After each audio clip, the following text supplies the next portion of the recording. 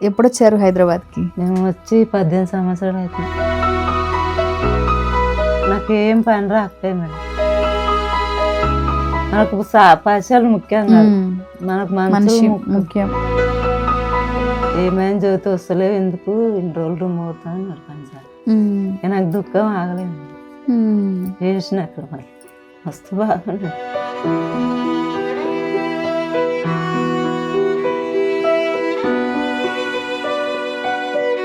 నాకేం ధైర్యం లేదు, ఆఫీస్ తప్ప. నాకు 1,00,000 రూపాయలు చెక్కు చేతిలో పెట్టాను. కరోనాలో ఇట్లా మేడం మేము రాకుండా మాకు జీతం వేసింది. నాకైతే శ్రీలాత మేడం ఇట్లా మస్తు చెప్పింది మేడం, వాళ్ళ రుణం ఎప్పుడు వాళ్ళు చల్లగా ఉండాలి ఎప్పుడు.